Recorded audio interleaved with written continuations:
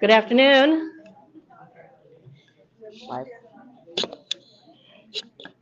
How are you? Thank you so much for being at Intersections. I'm Connie Ryan. I'm the Executive Director of Interfaith Alliance of Iowa, and Intersections is our monthly luncheon back in person. Started back in person in the spring, and we're delighted to be back here at First Presbyterian Church, and so glad to see so many good friends here in the room, and I know there are a bunch of folks online as well, and so very glad to be here. And we're going to talk about, you know, it's just amazing to me, some of the controversial topics that have come to light in the last few years. But we're going to talk about books.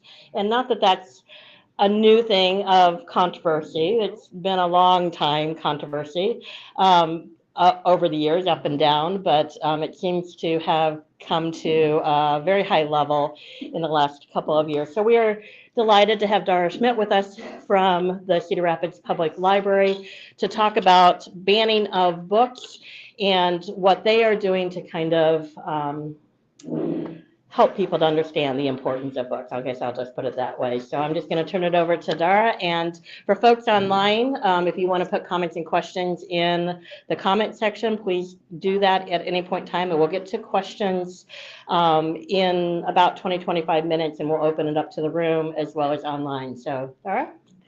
Thank you so much. Can everybody hear me okay? Perfect. So I gave those of you in the room a handout about the state of America's libraries. And this is published by the American Library Association every April during National Library Week. So we're a few months behind, but this is the 2022 report from April. And so, you know, what is really interesting, of course, is when you look at these national reports, it's what's happening locally as well. And so, you know, libraries across the country are experiencing a lot of the same things at the same time.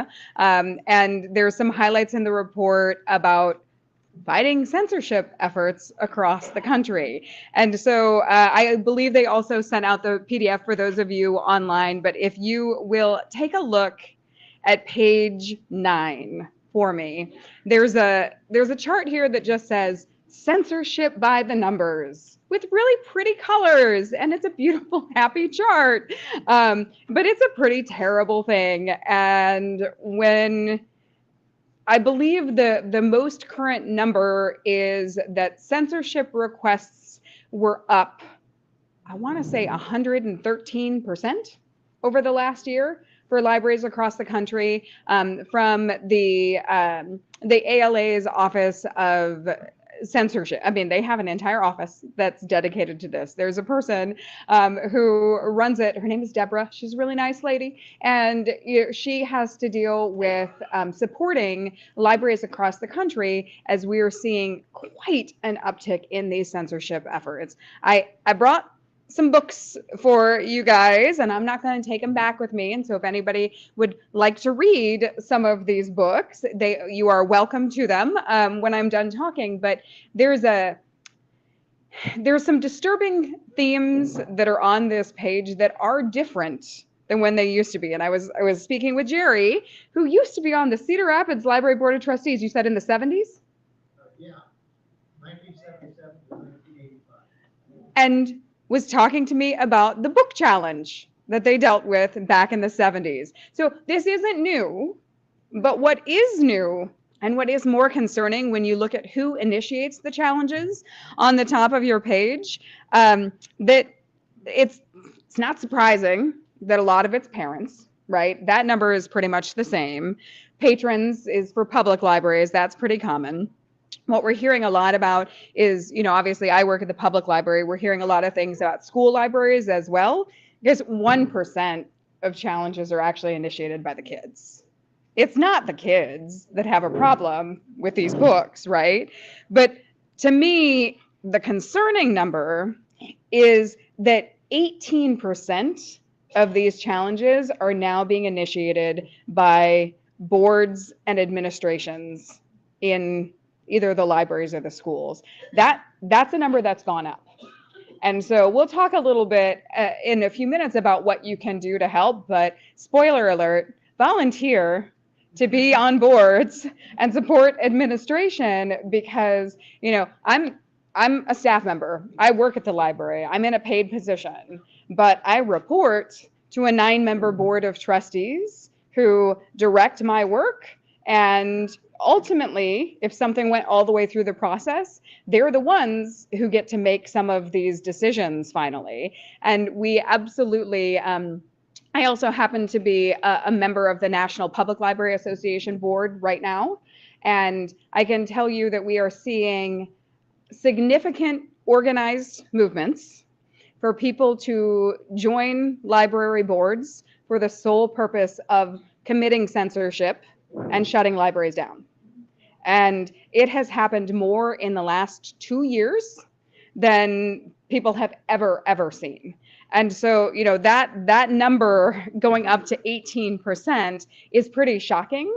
And I'm very concerned that it's going to be even higher when we get the 2023 report. The challenges where they take place, school libraries is the most common. And again, school libraries, it's not the kids, it's the parents. Public libraries are almost 40%. Schools themselves, so the differentiation between the challenges for school libraries and the challenges for schools, if it's a school library, that just means a book on the shelf. If it's a school, it probably means something that has been selected to actually be in the curriculum, and they want, who's ever challenging it wants it to be taken out of the curriculum. And then, what is actually being challenged is books, graphic novels, textbooks. We are absolutely seeing an increase in programmatic things being challenged, displays, exhibits, and other things. And so it was in 2021, for the first time, the Cedar Rapids Public Library enacted a programming policy. We hadn't had that before because it's just something that we do as part of our library. That's our services. We absolutely get books in people's hands, but we do educational programming, community partnerships to do great things for our community. And for the first time, we had a program that was meant for teens and adults that was called The Everyday Witch. And it was a partnership between the library and a woman who runs an apothecary store and is a practicing Wiccan. And she wanted to provide information about her products and services, but she couldn't sell anything because we don't let people sell stuff at library programs, but just information about her religion, her store, like that, what she does in her day-to-day life. And it was our first program that got challenged. And what was really interesting was it got challenged from literally a 2-sentence description on the website, because that's what we do. We say, intended for teens and adults, so-and-so will do this program and this is the topic, and that's it. And the person who wrote in and wanted that to not happen, it was an interesting and very long argument about human trafficking. And I did not see how those two things equated at all, but that was the concern. She thought we were going to give lists of all of the teenagers who attended the program over to people. And it's we value people's privacy first and foremost. We never share a list of who attends our programs. We don't even keep lists of who attend our programs. But anyway, long story short, we dealt with it. It was fine, but we didn't have a policy to support that. And so I made a decision as the library administrator, but now we have a policy that the board will back me up when those decisions are made. And it was a really great conversation that ended with, you know what? We would never cancel a program just because of controversy before it was held. Period. And so in our collection development policy, that absolutely does allow anyone who is a library patron, anyone who uses the Cedar Rapids Public Library to challenge a book in our collection. You can do that. Anybody can do that. But there's a process. And there's a form, and you fill out the form. And by the way, one of the questions that's on the form is, did you read, watch, or listen to the entire work? Because Lots of times the answer to that is no. And so but again, as the library administration and the board are making the decision based on the request from a patron to remove something, that's a really important piece of information to understand, right? Did you just hear about it and you've decided it's bad and you want it gone? Or is this something that's got content that you're actually relating to? So if you want to withdraw a book, you have to fill out the form, and then you turn it in to me, and then I read the form, and we have a team of staff members who will basically read, watch, or listen to the work and do the same thing. Like, but from the other perspective, like, do they think it should go too, or do they think that we should keep it, and why? And then the decision would be mine, and if for some reason the patron still disagreed, then it would go to our board of trustees if there was that disagreement. So absolutely, it is possible to get a book taken off the shelf at the Cedar Rapids Public Library, but you can't do it by showing up at a board meeting and yelling at people. That's not gonna solve your problem. You're gonna have to follow our process. And the first most important thing in resisting censorship, doesn't sound very exciting, really good policy. But we've got that. That's important. But with the program, you don't know what's going to happen, right? And so we've got now a policy that talks about as long as the activities or programs that the library staff are trying to put on are in alignment with the library's mission, vision, and values, and they could be seen as educational in the community in one way or another, then there would be no reason that we would step back from that controversy.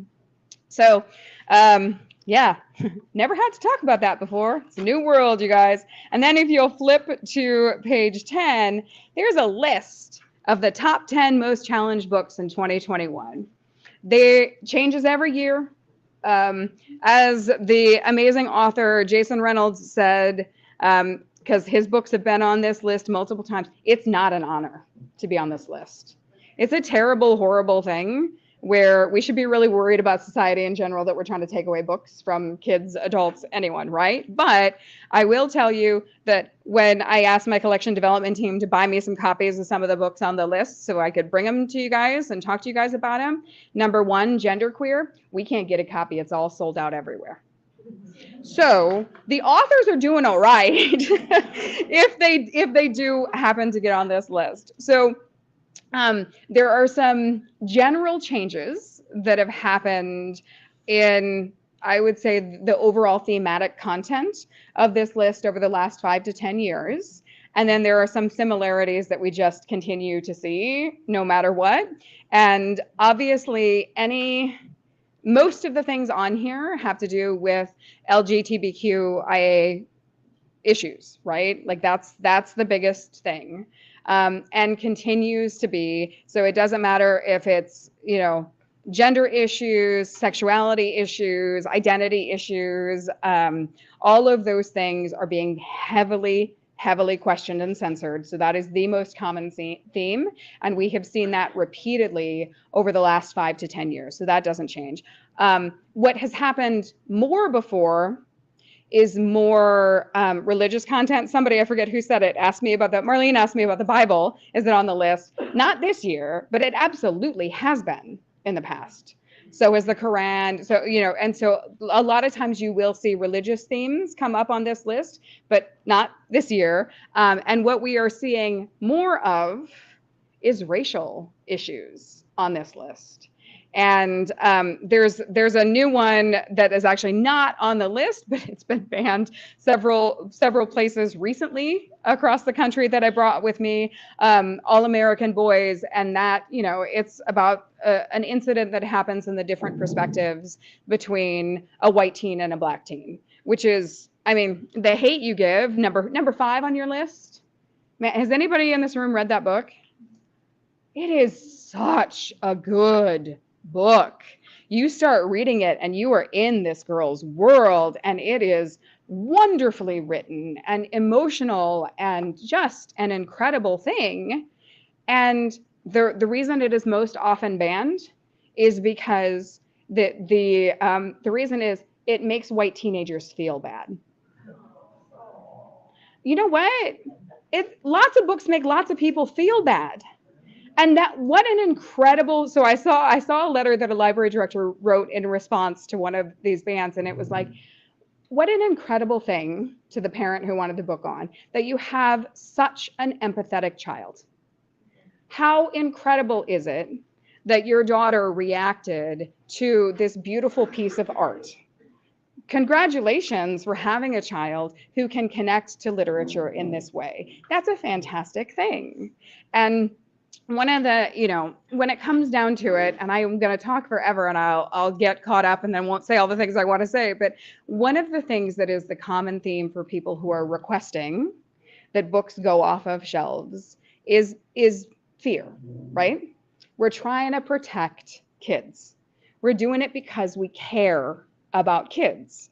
And when people ask me how to talk to people who want to get rid of these books, I say that exact same thing. I want these books on the shelf because I don't want a kid who is questioning their identity to not have anything they can connect to, right? Suicide rates for children questioning their gender and their sexuality are 200 and some % higher than they are for the average teenager. Books are powerful. The Hate U Give made me cry when I read that book as a grown adult because it's an incredibly powerful story. And that's the point of art. That's the point of literature, is to connect to things. And there's a theme that we talk about when we study, especially children's literature, and it talks about, and I'm smiling at you because you've heard me do this before, but it's about mirrors and windows and doors. So there are so many things in my identity that I share probably in common with many people in this room, right? We're all here because this is an interesting topic to us, and we care about books. And so that is something that's shared by the people in this room. But there are lots of other parts of each of us that are different than everyone else. And so it is very, very important for everyone to be able to see themselves, to be that mirror, to be reflected in a book or a movie or music, whichever media form you're choosing. It's also really important to be able to look in a little bit at lives that are different than your own, and to get a glimpse through that window of what something might be like that there is no way in your day-to-day lived experience that you can possibly understand. And then the really great ones are that door where you get to walk into somebody else's world and understand it. And I'm also a mother. I have 3 children who are all in elementary school, and I want them to experience hard parts of the world through books.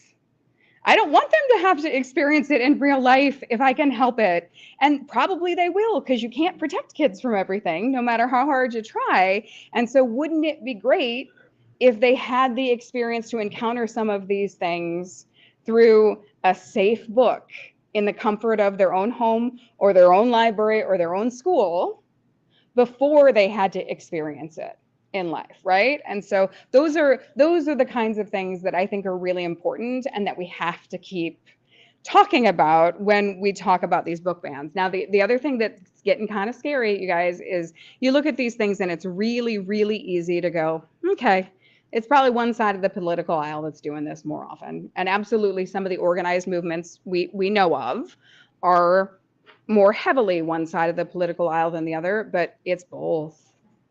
It's coming just as strong from the far left as it is from the far right.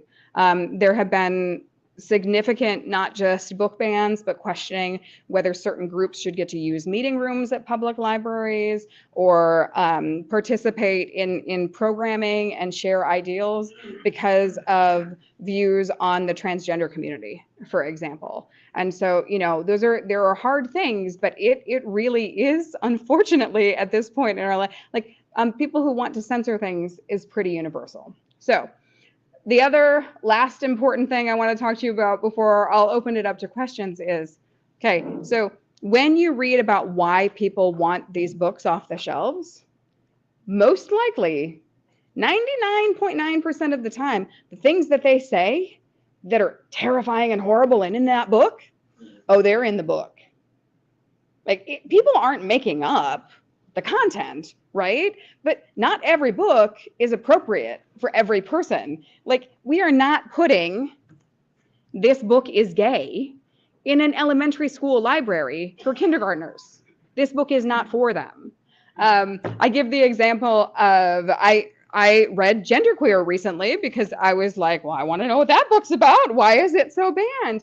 It is a graphic novel about a person who is transitioning and questioning their sexuality, and there's a lot going on in that book, and it is really graphic.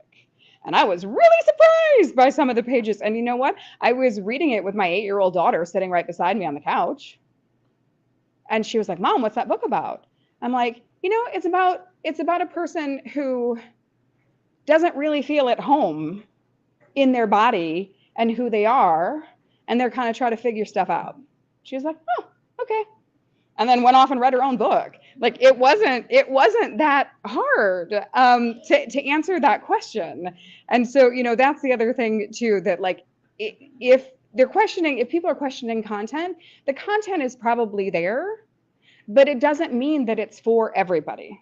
And it doesn't have to be for everybody, because nobody's making you read it. Now, again, that 18% that's questioning like schools, I'm not directly addressing like curriculum challenges. I'm saying in a public library, nobody is making you read this book. You get to read it if you want to, but my argument would be it's going to be really, really hard for you to convince us that nobody should get to read this book. So what you can do is if people are questioning, if people are having issues with things, start with that. Is it so bad that you think nobody ever should have access to this book? And if they say yes, ask them why. And try to figure it out, because most of the time, it's that we care about kids. We're trying to help kids. So am I.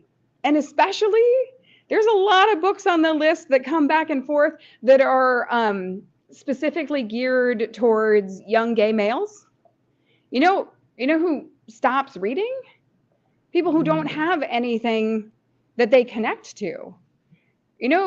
Where we have the biggest issue is middle grade boys who just don't read for pleasure at all anymore because they haven't connected to books. And like, look at the test scores, I'm sure in Cedar Rapids, but pretty much anywhere, that's where we really start to see people struggle. And so I want to make sure that there are books for everybody on the shelves, so that we've got readers, so that we have literate kids who grow into literate adults. And then, you can look at the challenges of information literacy in further pages of this report, where, we got some big things to deal with as a country. And the first thing we need to do is to make sure that people understand how to read and how to check those sources of information.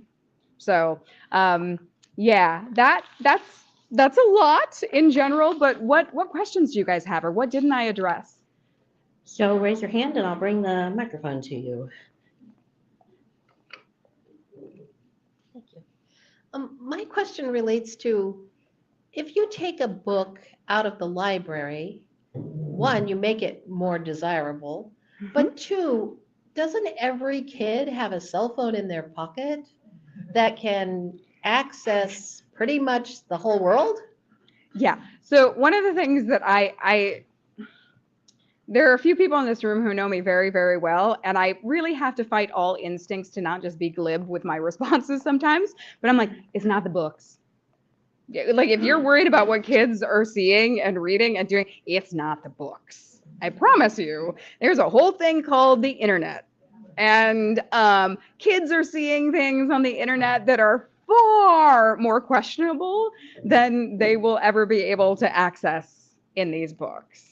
So yeah, that's a great point. I would definitely use that as an argument. And then, but you worry about, so how much are we going to limit access and all that? And you know what? Who should be doing that? Parents and caregivers. You know your kids best.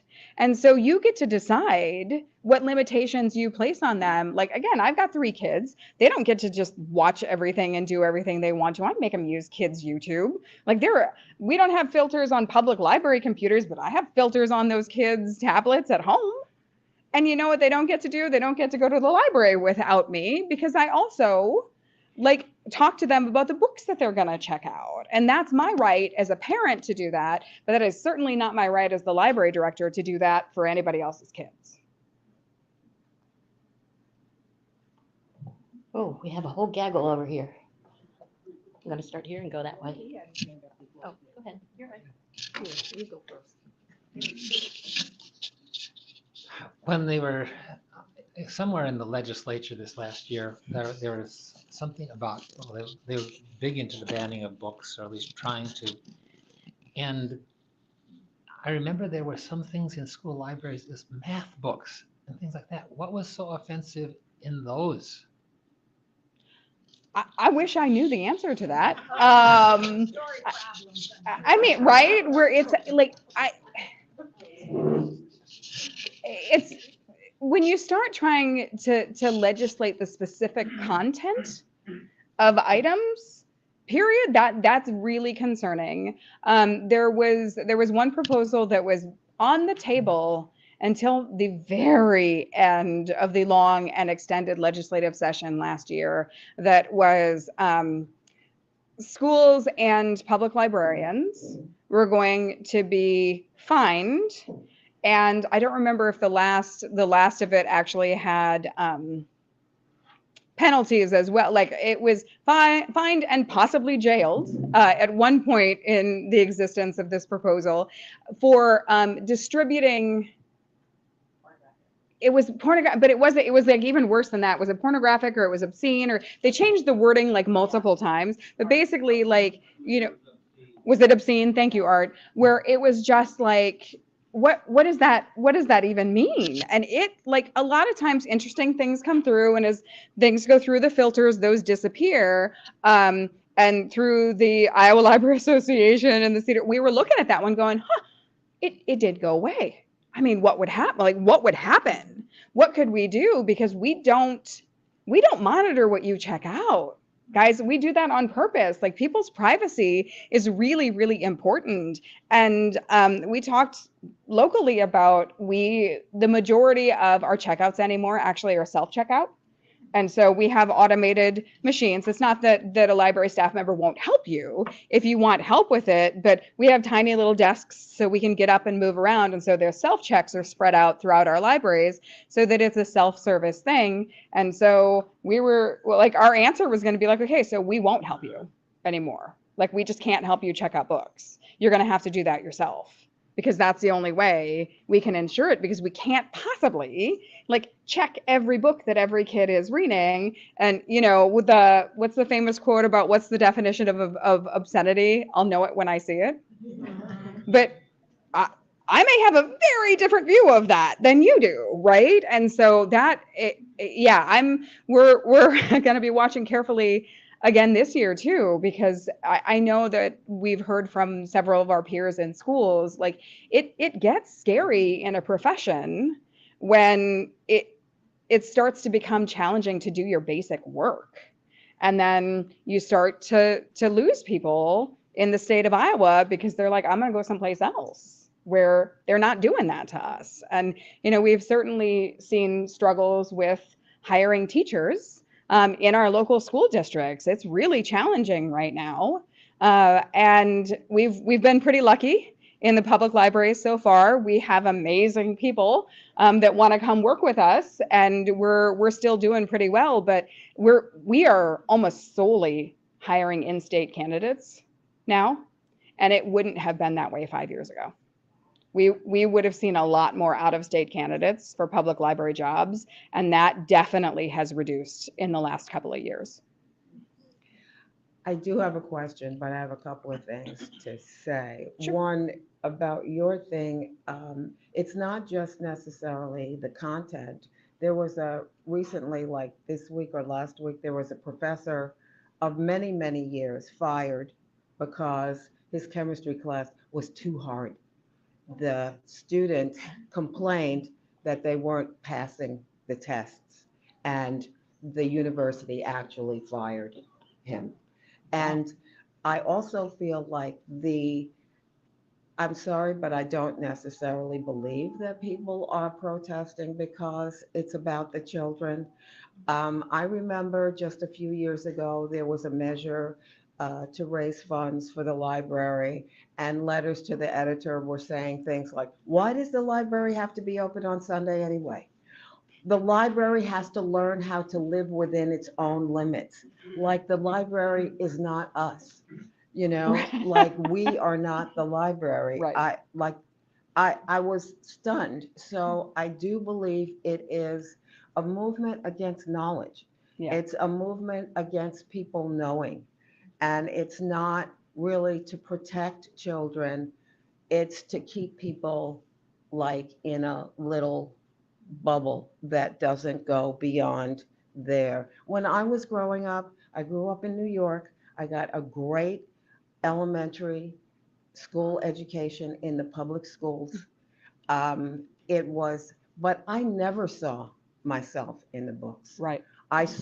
There was one, I was that kid who always read ahead, looked ahead to see what was coming up. There was always one picture of a Negro in the book, and she had a rag on. It was like an Aunt Jemima. And I lived in dread of that day when we got to that book, that page, and I would like kind of slink down in my seat until we were done with that, and I was an avid reader.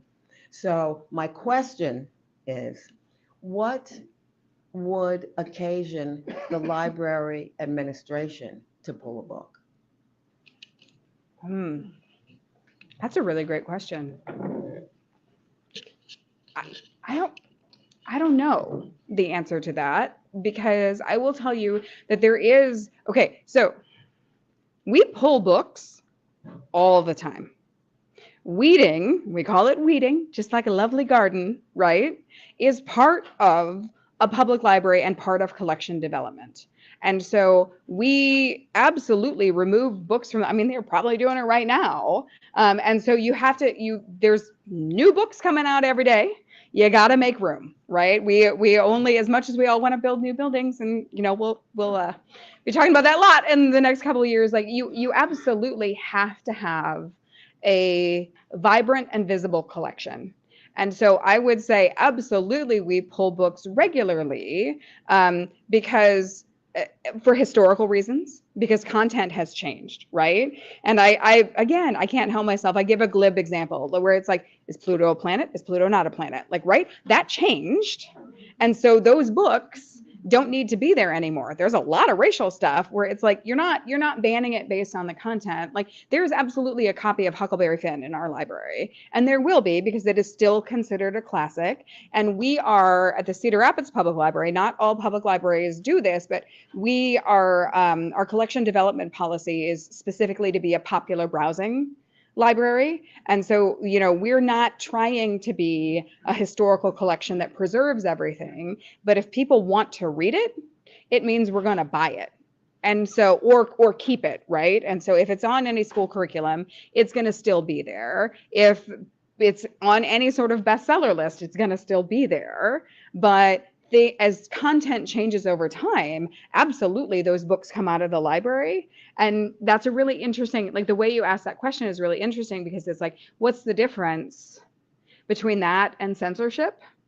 And I'll tell you, it's a 160-page thing called the Crew Manual. And I can't tell you, because it's been a long time since library school, what that acronym actually stands for. But it is an entire manual about how you monitor and weed and care for a library's collection, with all the recommendations about when you pull things and why.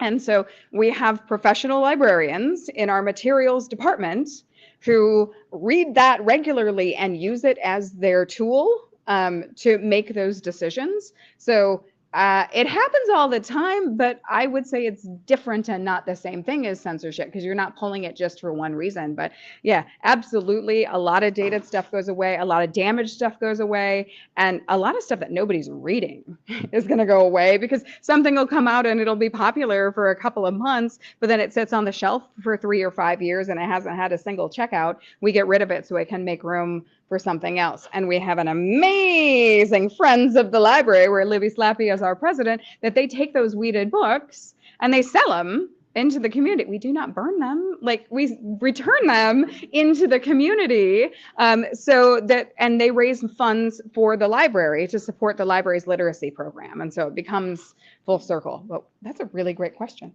You made me think a lot. Have there been any efforts to take those who seek to ban to court? I don't think so.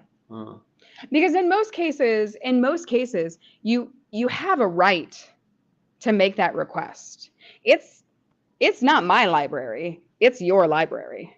You're the community, your taxes pay for this. And so you have a right to say what should and should not be in your public library.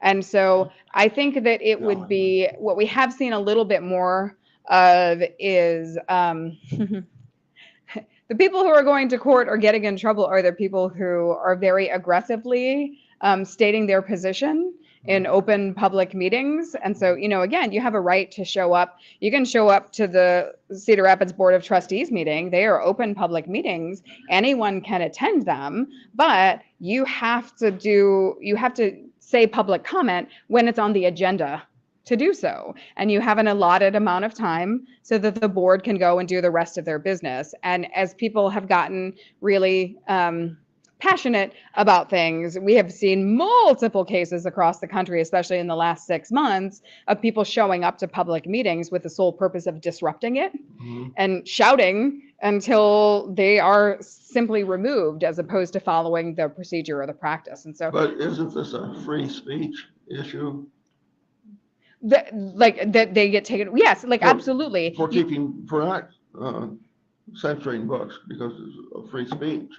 So when people, there was a guy in, I think it was it was Orange City from probably 3 or 4 years ago, who instead of following the process, he just took the books. He stole a whole mess of books straight from that library. And then I think it was before Facebook Live, but it was somewhere, maybe it was YouTube or something. He recorded himself burning all those books. You know who those books belonged to? They belonged to the community, and he stole property and he ruined it. And so he absolutely got charged and tried and found guilty for that. Like, he absolutely had to pay a penalty. I don't know if he ever paid it, but like, so, you know, if you're just taking it, like, that is destruction of property, and that absolutely is illegal. You can't do that. We have a question online that I'm going to read to you. Which of Disney's stories are on a banned list? I'm thinking Fox and the Hound or Bambi. Do you know? I don't know. Unfortunately, there's a lot of banned lists out there. Neither one of them are on this one right now, but it's probably on somebody's. I'm seeing people pull out their phones. Somebody help me out. Yeah, librarians are supposed to know everything, right? I know. I have a follow-up to the other point of there's also folks who have tried to have checked out books and then just kept them. Oh, yeah. And so are you seeing that in the Cedar Rapids Library? We are not. Okay. But yeah, I hated to bring it up. I know, also. right? No, we are not, but absolutely that happens. And I will tell you that almost every library has a process and a procedure for that, right? And we don't know if you kept them because you were trying to keep it from somebody else, or you kept it because you forgot, or you just kept it because you liked it, right? And so we're not going to know the motivation of that, but everything is so incredibly automated at our library that you keep it for X amount of days overdue, and then it's going to generate a lost slip. We're nice to start with. We assume you just lost it. It was totally accidental. So we're really nice in the first couple of communications, and we're like, hey, did you forget about that book? It's ours. Please bring it back. Most of the time, library patrons are such great people. Most of the time that gets the book back, and we don't have to worry about it. But if it goes past a certain number of days, I believe it's 60 days overdue, it might be 90, then we send you basically to a collection agency, and they start sending you much ruder letters about you better either bring this book back or you're going to have to pay for it. And we are so nice, you still have time to actually get that book back, and we'll waive the charges, because we don't want to punish you, we want the book back so that somebody else can have it. Right. And so we don't see a ton of actual like loss that way, because we send enough reminders, and either between us and the collection agency, and it is, by the way, a library specific collection agency, so they're also really nice. Between all of those notices, we get the majority of the books back. And if for some reason we don't, then you have to pay, and you owe us, and you can't use the library again. Like your card won't work until you have remedied that. And so, and that is pretty common for most libraries, do it that way. I want to speak to the Bambi question. I don't know about here, but I taught in South Carolina for 8 years.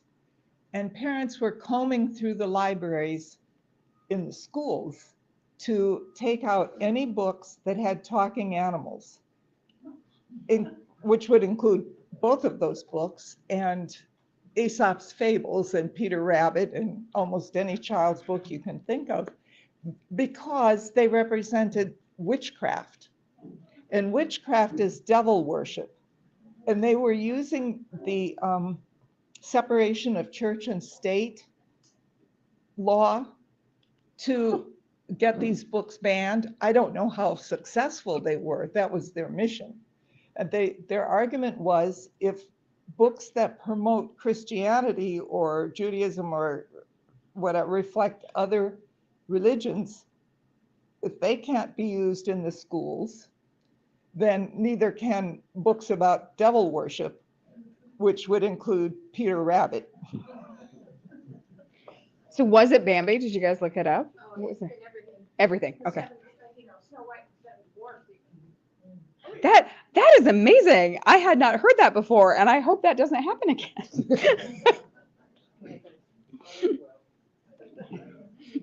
To get new books, you have different standards. Can you basically cover that? I assume it's if they won an award, you try to get that in your library.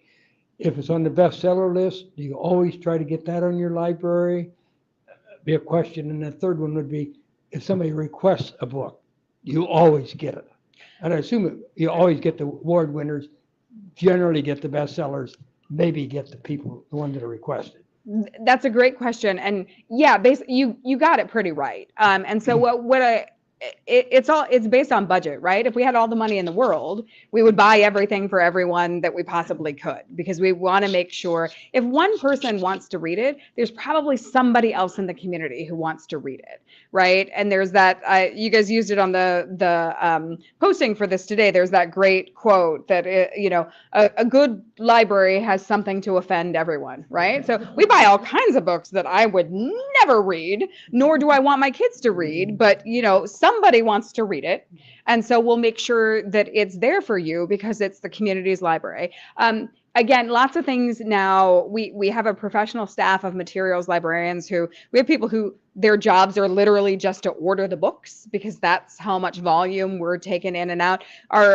We just presented our annual report to our trustees last night, and everybody saw dips of service and stuff during COVID. We're back up to almost 1 million items circulated in a year, and so people read in Cedar Rapids. That's a great thing. And so, there's so many items that we're putting through. So we have standing orders of popular authors too, right? And so if John Grisham is writing another book, then it doesn't even matter if it's on a bestseller. Like, we're going to buy that book because people are going to want to read that book. Same thing with any sort of popular series. Lots of people write in series. And so, you know, just even before it's published, we have orders in to purchase those things because we know that they're going to be popular and we know people are going to want them. We really do try and purchase requests if we can. But we also, you know, there's some standards with that. And so I wouldn't say that we never purchase a self-published book, but we really don't very often because there's not going to be the same like understanding with that, or like the same, like not as many people are going to want to read that necessarily. And so we look at, you know, is it coming from one of the standard publishers? Because you figure if it's gotten to a standard publisher, there's been some sort of a vetting process. Again, is the content or the subject area something that is generally popular? If it's a nonfiction book, is it something that balances out the rest of the collection, right? If we have we write new World War II books like every day, it seems like, but it's like, how many World War II books can you have at the same time about the same topic areas? Is there a new perspective or something different that's not already reflected in what we have on the shelves? And so there's a lot that goes into that, but it wouldn't necessarily, like, those would be the type of things that we would use when making the decisions about what to purchase, not about like, ooh, that looks like that might be controversial, so let's not put that on the shelf, right? Like, we strive to not. It's no, it's professional librarians, and so we literally have a person who purchases. Could you repeat the question? Oh, yeah, sorry. He asked, like, is it like a committee who makes those decisions for what to buy? No, it's a person. We have a librarian whose job it is to purchase adult content for the library. And so anything that would be considered, you know, a book for grown-ups, that's what she buys. We have another person who does media selection. And so any music or DVDs or video games that we're going to collect, like, she knows that area. We have a children's person. And so these again are professional librarians. They have master's degrees. They are reading all of the industry publications. They're looking at what's coming next. They're working directly with publishers and vendors. And so they, you know, we rely heavily on our professional staff to make those decisions. And then if people request stuff, then we look into, like, those are the same staff who would get those requests and then look into it. And, you know, the good news is we test ourselves a little bit. And most of the time when people request something, we already have it on order. Jonathan's question about the math books made me think of something I saw recently from PEN America. In Afghanistan, books are very precious. They don't have so many of them. And when the Taliban took over, of course, they tried to resegregate segregation. The girls have to be in a separate room. After 7th grade, they're not allowed to be in education at all. So they're very careful about what kids are exposed to in the way of books. So what they did at the elementary level was they used the same books, but they inked out any pictures of girls that were in them. They shouldn't be in the same classroom with the boys that were in the pictures. And they also couldn't appear if they didn't have hijab over their hair. Mm-hmm. So that's one way to take care of that. So I was just wondering, have you seen any vandalism as censorship here? And I think that graphic novels might be a real opportunity to do that. Right. We haven't here. At a couple of libraries where I worked in California before I was here, we did see that a little bit more often. And I'm not exactly sure why, but absolutely we know it happens, but we've been pretty lucky in that regard. The other thing that's really hard about graphic novels is, you know, they're the ones that are the most censored. They also are not really built to circulate is the problem. And so they actually, like, you go through a few checkouts and the bindings are just not as strong. And so they actually literally fall apart. So I suppose it's possible, Alice, that it might even be happening more than we know, but we just assume the damage is from, like, regular use, because it absolutely does happen that we will replace, like, items over and over again if it's the same popular graphic novel, but it's just not built to last.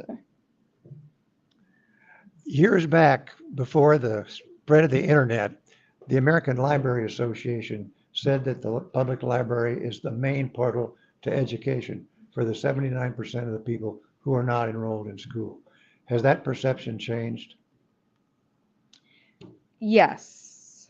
And I think what we talk about now is that like it's about access. And so I mean, obviously the internet changed everything, right? And so now there's so much information available that our jobs as librarians became instead of, you know, in the olden days, the librarian would be like the gatekeeper of information, right? Like you don't know how this system works. You come to me and I'm going to make sure you get what you need in a nice way, of course. Now, every piece of information in the world is probably out there online, but how do you sift through it? And so the work of the library staff is now to be navigators of that information because there's too much and most people cannot filter through it that way. But not everybody has access to a computer in our community. And that is where the library is still a really important equalizer because our public computers are used so much and so often. And I would love to expand the program, but it is really expensive. And we've done really well and we've gotten some recent grants and stuff, but we have laptops and hotspots that circulate. So you check them out and you get to take them home for a few weeks, which is life changing for people. But the need is so great that we can't, you know, the library can't be, I mean, we could, if we had infinite dollars, we would be happy to be the free internet provider for everyone in Cedar Rapids, but that there's not that many dollars in Cedar Rapids. So, you know, that's a really hard thing, but we make sure we have good hours at both locations. We have enough computers that people typically do not have to wait to use a computer. I think the longest wait time we'll have is maybe 10 or 15 minutes. And that happens more often at our LAD library because it's smaller and there's just not enough room. If you go to the downtown library, you can walk up and get a computer. They might be mostly full, but there'll usually be one or two open at any given time. And a lot of people do have smartphones now, but they might not be able to pay for data. And so we on purpose leave our Wi-Fi on 24/7 so that you can park in our parking lots. And if you got your phone, you can, you know, sit on the bench or sit in the car and you can use our internet. We're paying for it already. So it is the work in libraries is very, very different because we are not the providers of information anymore. It's out there for you. But, you know, again, if you look in the last pages of this report, like, oh, what's real and what's not, it's really hard for people now. Information, like the nice way to say it is information literacy. And we see significant gaps in information literacy across the country. And we see it here locally too. And I went to a conference a couple of years ago. It was right before COVID hit, where they were talking about the future of AI. And they showed us like these deep fake videos where it's like you got a room full of information professionals. We couldn't tell the difference. And so even information professionals like can't necessarily tell you all the time what's real and what's fake. And so, you know, we've got some really concerning things on the horizon that I think it's going to take big community effort to combat and to keep talking about. Dara, I had never heard of the crew manual. And so of course I had to look it up. And tell me what the acronyms are, please. I'll get to it. And so there is a crew manual to help you learn what to weed from your collection. And the acronym for the guidelines is MUSTIE, MUSTIE, which means if the book is misleading, ugly, superseded, trivial, irrelevant, or maybe obtained elsewhere, then you can get it out of your collection. And CREW stands for Continuous Review, Evaluation, Weeding. Thank you, Libby. You're welcome. Yeah, and by the way, I heard the gasp for ugly. Ugly is not a judgment on the graphic design of the book. It's that it's been used so much. It's just gross now. And again, sometimes that means you weed it, and sometimes that means that you buy a replacement copy. One last question, and then we'll close things up.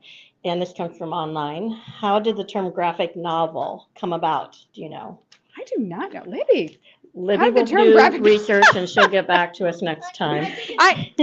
I assume it's because there's graphics. No, I in it. think it's the current way to say comic book. Yeah, it is. But so I will tell you that the difference between it used to be that comic books were physically different. It was really thin paper, had really thin covers. They were serialized, right? And so it was much smaller. And when you started to get into like what was, I don't know the etymology of the term, but like when graphic novels started to come in, it was usually longer form. They were again printed with this one's kind of like it, with this kind of binding. So not like hardcover or anything, but different than just the staples that were in a comic book. And that there was kind of a shift in content too, where people started to, graphic novel came about when people started to view comics as literature. Right. And so there was kind of a judgment call about like, oh, this is really something. This is not just these things kids buy, at the grocery store or whatever. And so that's the why, but I don't know the what behind the actual name. You can probably Google it. You might not need a library. Help me to thank Dara, please.